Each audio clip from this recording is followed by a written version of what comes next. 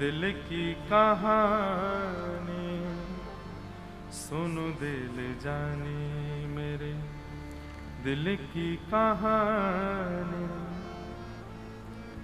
अकबर की एक पत्नी हुई ताज बेगम। वो ताज बेगम ने जब पहली बार ठाकुर जी को देखा, ठाकुर जी को देख करके वापस चली गई, लेकिन उसको ज्वर चढ़ गया। अब तो 24 घंटा ठाकुर जी की याद में रोती रहती है। तब अकबर से आज्ञा लेकर, बड़ी लंबी बड़ी कथा है, उतनी बड़ी तो नहीं, पर अकबर से आज्ञा लेकर के ताज बेगम वृंदावन आ गई हमेशा के लिए। और वृंदावन में आकर के ठाकुर जी के बस दर्शन की लालसा में घूमती रहती। कोई उसको मंदिर में नहीं घुसने देता। क्यों? वो मुसलमान है, इसको कैसे जाने देंगे भीतर? पता नहीं किस भाव से आई है, किस कामना से आई है। दर दर भटकती और यही पद गाती थी। ये ताज बेगम का ही पद है। नंद के कुमार कुर्बान तेरी सूरत पे, वृंदावन छोड़ अब कहीं भी न जाऊंगी। सुनो दिल जाने मेरे दिल की कहानी, तेरे हाथ हूँ बिकानी बद नाम भी सहूंगी। सुनो दिल जानी। ताज बेगम के चरित्र में ऐसा वर्णन आता है कि ताज बेगम को मंदिर नहीं जाने देते थे, तो मंदिर से दर्शन करके आने वाले लोगों से ताज बेगम पूछती थी, आज कैसा श्रृंगार किया है, कैसा रूप बनाया ठाकुर जी ने, कैसे वस्त्र पहने, कैसे पोशाक पहने। एक बात सुनो, मैं बहुत सत्य घटना बताऊं। मंदिर में जाने से पहले 4-5 बातें सोच के जाया करो। आज ठाकुर जी की पोशाक ऐसे रंग की होनी चाहिए, आज ठाकुर जी की गले की माला ऐसी होनी चाहिए, आज ठाकुर जी के मत्स्याकृत मयूराकृत या फिर मकराकृत कुंडल होने चाहिए। मत्स्याकृत मतलब हो गए मछली के आकार के, मयूराकृत हो गए मयूर के आकार के, और मकराकृत हो गए मगरमच्छ के आकार के। और कुछ नहीं तो केवल मोतियों के कुंडल होंगे। मन में पहले से सोच लो, अपने चित्त में एक छवि ठाकुर जी की बना करके फिर मंदिर में जाओ, और फिर भीतर जाकर के मैचिंग करना कि मैंने जो जो सोचा उसमें से कुछ मैच हुआ कि नहीं। और जैसे ही आपको मैचिंग दिखेगी ना, 2 लोग संग लेके जाना, क्योंकि अनकॉन्शियस हो जाओगे, फिर बेहोशी आ जाएगी आपको एक भी चीज यदि मिल गई तो।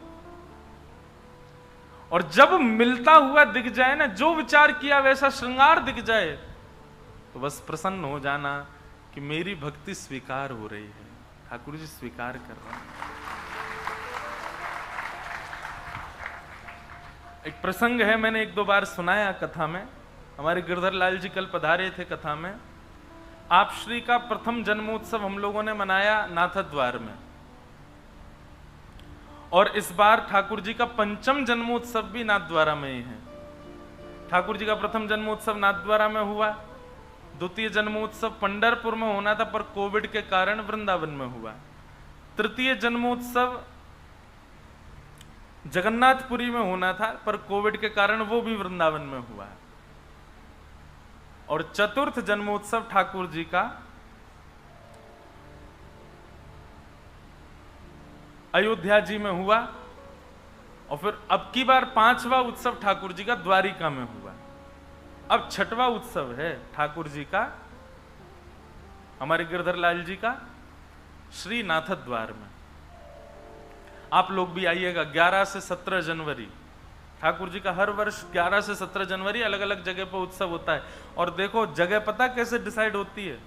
अंतिम दिन 4 पर्ची डाली जाती है 4 जगहों की, उसमें से एक पर्ची उठेगी, जहां का नाम आता अगला उत्सव वहीं होता है। तो इस बार 4 पर्ची डाली थी, और 4 पर्चियों में था तिरुपति बालाजी, गुरुवायूर, नाथद्वार और श्री गोवर्धन वृंदावन अपने ब्रज में। तो जब पर्ची उठी तो आया नाथद्वारा, श्री नाथद्वारा। तो 11 से 17 जनवरी वहां होगा उत्सव। तो प्रथम उत्सव जब ठाकुर जी का हुआ, हमारे लाल जी जब 1 साल के भये, तो कितनी सत्य घटना, बहुत ध्यान से सुनना। तो वहां कथा का नियम होता है, 9 बजे कथा शुरू होती है, 12 साढ़े 12 बजे तक कथा चलती है लाल जी के उत्सव में, और शाम को उत्सव होते हैं। तो सुबह सुबह उठ करके मैं ठाकुर जी का श्रृंगार आदि करके बढ़िया उनको तैयार करके बंगला सजा करके, सर्दियों का समय होता है तो पुष्प के बंगले नहीं बनते ठाकुर जी के, हठरी बनती है, हठरी ठाकुर जी को धराई जाती है। तो प्रथम दिन नीला श्रृंगार, मोतियों की माला, और ठाकुर जी बैठे कांच की हटरी में। श्रृंगार करके 9 बजे मैं अपना बाल भोग पाके सीधे कथा में चला गया। नाथक द्वार में राजभोग ठाकुर जी का जो होता है वो 11:30 12 बजे होता है, और उसी समय विशेष श्रृंगार होता है श्रीनाथ जी का। तो एक बालक को मैंने सेवा दे रखी थी, मैं तो कथा में रहूंगा, तुम रोज श्रृंगार का दर्शन करके आना और मुझे बताना कि ठाकुर जी कैसा श्रृंगार कर रहे हैं। तो प्रथम दिन नीली पोशाक, मोतियों की माला और कांच की हटरी में श्री गिरधर लाल जी विराजे। कथा हुई। कथा के उपरांत में जैसी मंच से उतरने लगा तो वो बालक, उनका मैंने हाथ पकड़ा, मैंने कि तुम दर्शन करके आए? बोले हाँ, मंदिर का प्रसाद दिया। मैंने कहा कैसा श्रृंगार है आज श्रीनाथ जी का? बोले महाराज जी नीली पोशाक है, मोतियों की माला है, कांच की हटरी में श्रीनाथ जी विराज रहे हैं। अरे मैंने कि तुम गिरधर लाल जी का मत बताओ, ये बताओ श्रीनाथ जी का। बोले मैं श्रीनाथ जी का बता रहा हूं। मैंने कहा सच बताओ श्रीनाथ जी का श्रृंगार है? बोले हाँ। तो प्रथम दिन इतना आनंद हुआ, लेकिन वहां नियम है कि राजभोग के बाद फिर हठरी आदि जो है वो बढ़ा देते हैं, तो शाम के दर्शन में दर्शन नहीं होता। मैं शाम को जाता था तब ठाकुर जी सहज भाव से मिलते थे। मैंने कहा लाल जी बड़ी कृपा करी, आज तो आपने हमारी सेवा स्वीकार कर ली है। दूसरे दिन मैंने ठाकुर जी का, श्री गिरधर लाल जी का श्रृंगार भयो, और हमने घटा का श्रृंगार किया। घटा का श्रृंगार कैसा होता है? पिछवाई भी उसी रंग की, पाग भी उसी रंग की, पोशाक भी उसी रंग की, मुजरी भी उसी रंग की, मसनद भी उसी रंग की, चौकी का जो नीचे की ठाकुर जी की गद्दी होती वो भी उसी रंग की, नीचे खंड सब एक ही रंग होगा ऊपर से नीचे तक।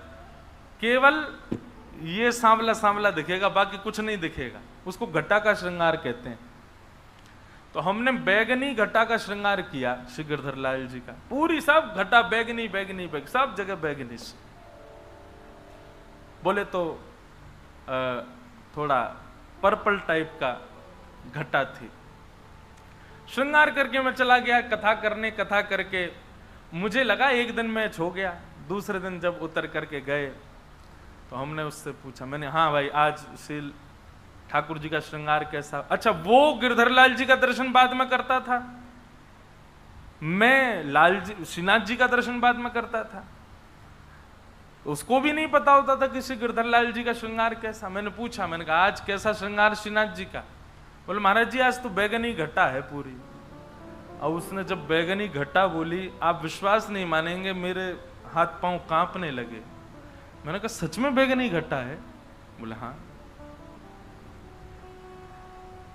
अब तो नेत्रों में सजलता होने लगी, मानो ऐसा लगने लगा कि अब कोई बात ना करे मुझसे, मैं एकांत में थोड़ी देर रहूं।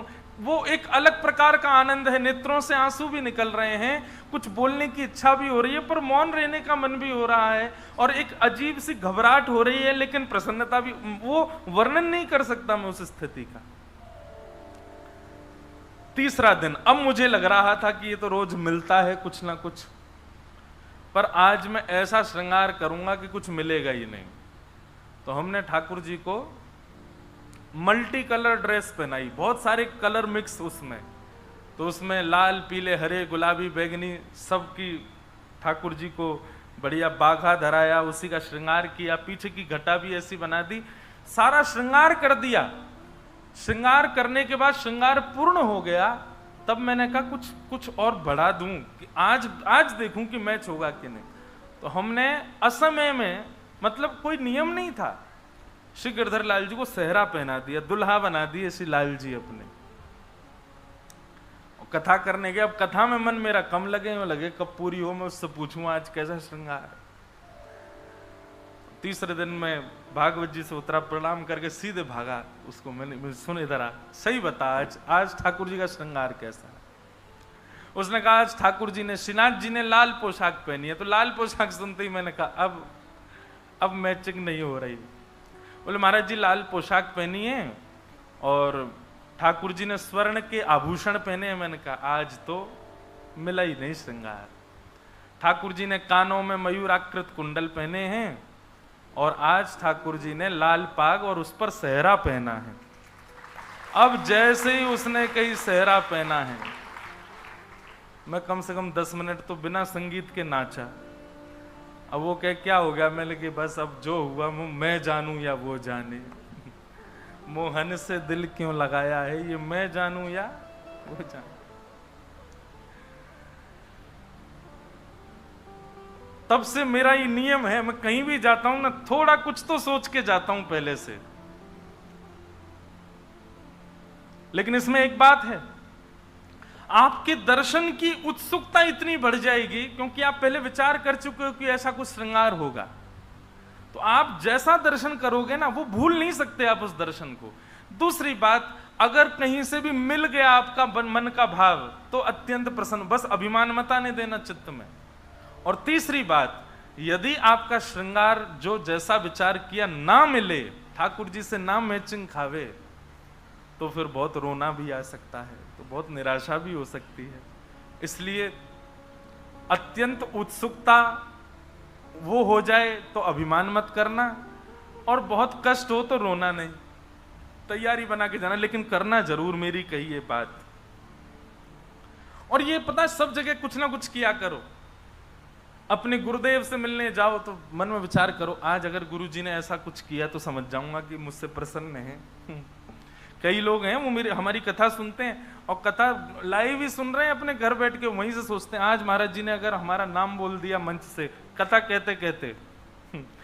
फिर एक कोई मुझे मिले तो बोले महाराज जी हम पहले ही सोच के बैठे थे, आप आज आपने ऐसा बोला तो हम समझ जाएंगे ठाकुर जी प्रसन्न है, और आपने तुरंत ही बोल दिया। मैंने कहा भाई मैं मुझे कोई पता नहीं चली थी कि तुम सोच रहे हो, ये तो ठाकुर जी बुलवाते हैं। पर इस प्रकार का स्वीकारीकरण आपकी भक्ति की पुष्टता को प्रमाणित करता है। ताज बेगम वो मंदिर नहीं जा पाती है, पर नित्य आने वाले दर्शनार्थियों से पूछती है कि श्रृंगार कैसा है ठाकुर जी का, और जैसा जैसा लोग वर्णन करते हैं वैसी छवि अपने चित्त में बनाती है। ये करते करते ताज बेगम को महीनों बीत गए। वो रोज सुन सुन करके ठाकुर जी की छवि चित्त में बनाती है और उस वहीं दर्शन करती है। एक दिन ताज बेगम ने सोचा, हर बार तो मैं सबसे सुनती हूं, आज मैं खुद ही श्रृंगार करती हूं और फिर पूछूंगी। तो आज ताज बेगम ने अपने हृदय के ठाकुर जी का खुद ही श्रृंगार किया। ऐसी पोशाक है, ऐसी माला है, ऐसी पाग है, ऐसे कानों के कुंडल हैं। अब वो जब गई, ये प्रेरणा मैंने ताज बेगम से ही ली, तो वो गई और जाकर के मंदिर के बाहर खड़ी हो गई, अंदर तो जाती नहीं है। तो जैसे निकल करके उनसे पूछती है आज ठाकुर जी का श्रृंगार कैसा? बोले आज तो ठाकुर जी ने लाल पोशाक पहनी है, स्वर्ण के आभूषण पहने हैं, ऐसी पाग पहनी है, यहाँ पर थोड़ी पर हीरा लटका है, नथ बेसर पहनी है। अब ताज बेगम रोवे सो रोवे, क्यों? क्योंकि उसने अपने हृदय में भी ऐसे ही ठाकुर जी का श्रृंगार किया। स्थिति ये हो गई ताज बेगम की, अब ताज बेगम जो सोचती है ठाकुर जी वैसा ही श्रृंगार करते हैं भीतर, उसको भीतर जाने की आवश्यकता नहीं है। ताज बेगम को प्रवेश करने की आवश्यकता नहीं मंदिर में, वो जानती है कि आज ठाकुर जी का ऐसा श्रृंगार होगा। अब तो यह स्थिति हो गई कि ताज बेगम यदि सोच ले कि ऐसा नहीं ऐसे होंगे ठाकुर जी, तो वैसे ही बनेंगे आज ठाकुर जी भीतर। पुजारी जी और कुछ कर ही नहीं सकते, उससे बाहर जा ही नहीं सकते। यही स्थिति सूरदास जी की। सूरदास जी महाराज रोज वर्णन कर देते हैं ठाकुर जी के श्रृंगार का। एक दिन गोसाई जी ने कहा कि ये तुक्का मार देते हैं, इनको दिखता तो है नहीं, आंख तो है नहीं इनकी, इनको कैसे पता ठाकुर जी कैसे बने? तो ठाकुर जी को एक कौपीन पहना दी, गले में मोतियों की माला पहना दी, और कुछ पहना ही नहीं। आज ठाकुर जी निर्वस्त्र खड़े कर दिए।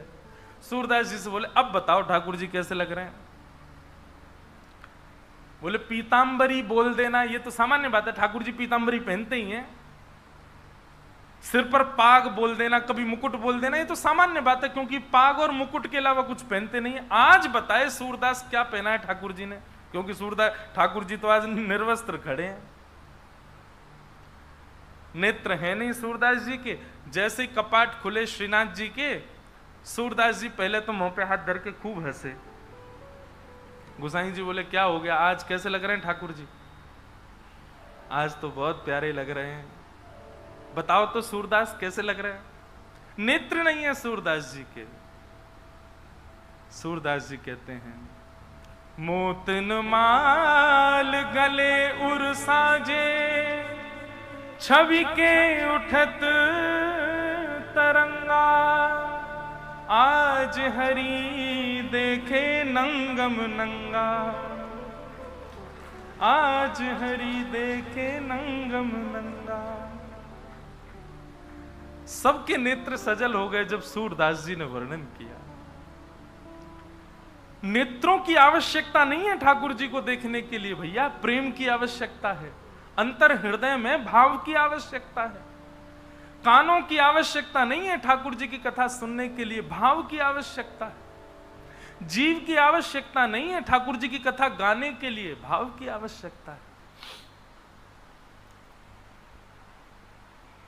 ताज बेगम कहती है, सुनो दिल जानी मेरे दिल की कहानी, तेरे हाथ हूँ बिकानी, तेरे हाथ हूँ बिकानी, बदनाम भी सहूंगी, सुनो दिल जानी।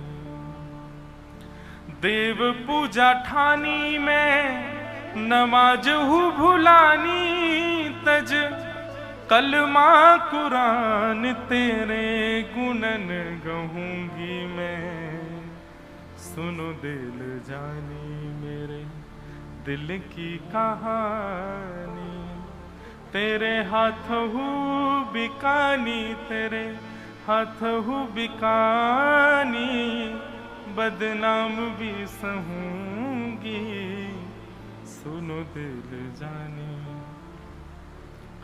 सांवला सलोना सिर ताज सिर कूले दिए, तेरे नेह दाग में ने दाग हूँ गधूंगी मैं, सुनो दिल जानी मेरे दिल की कहानी।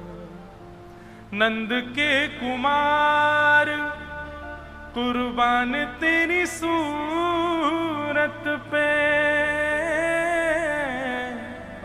नंद के कुमार कुर्बान तेरी सूरत पे, हूँ तो मुगलानी हिंदुआनी हो रहूंगी मैं, सुनो गुल जानी मेरे दिल की कहानी, तेरे हाथ हूँ बिकानी, तेरे हाथ हूँ बिकानी, बदनाम भी सहूंगी, सुनो दिल जानी। ये प्रसंग क्यों सुनाया मैंने कि वही ताज बेगम जब वृंदावन जाती है तो उसको भीतर मंदिर में जाने की आवश्यकता नहीं है, वो केवल वृंदावन को भजती है और वृंदावन की कृपा से ठाकुर जी मंदिर के बाहर तक दर्शन दे देते हैं उसको, बाहर नहीं अंतस्थ में। और वृंदावन जब कृपा करता है ना बंधुओं, तब वृंदावन की कृपा से आपको साधन की आवश्यकता नहीं होती। आप जहां बैठेंगे वहीं राधा रमन लाल हैं, आप जहां बैठेंगे वहीं श्री बिहारी जी महाराज हैं, आप जहां बैठेंगे वहीं यमुना जी हैं, आप जहां बैठेंगे वहीं श्री गोवर्धन नाथ प्रकट हो जाएंगे। ये वृंदावन कृपा करके प्रदान करता है, ये अन्य में सामर्थ्य नहीं है कृपा करने की। भाई आपको किसी की कोई वस्तु चाहिए तो जिस पर वो वस्तु है उसी से तो मांगोगे। वृंदावन की श्री यमुना जी हैं, वृंदावन के श्री गोवर्धन नाथ हैं, श्री राधा रमन, राधा वल्लभ, राधा बांके बिहारी वृंदावन के ठाकुर हैं। वृंदावन को भजोगे तो वृंदावन इनको प्रदान करेगा। फिर चाहे आप जहां रहो, वृंदावन कृपा अनुग्रह करके ये प्रदान करता है। मैं तो निवेदन करता हूं कि श्री जी को भजो, ठाकुर जी को भजो, जिसको भजना भजो, परंतु एक बार मेरे कहे से वृंदावन को भजना प्रारंभ कर दो। नित्य आप अपनी सेवा के भाव में अपने, जब भी आप बैठते हैं अपने ठाकुर जी के आगे नेत्र बंद करके, श्री वृंदावन वृंदावन वृंदावन वृंदावन वृंदावन वृंदावन वृंदावन वृंदावन भजो। वृंदावन अनुग्रह करता है तो आपको कण कण में श्री राधा रमण जी का अनुभव होता है। ऐसा श्री वृंदावन धाम, उस वृंदावन में ठाकुर जी का आगमन हुआ है।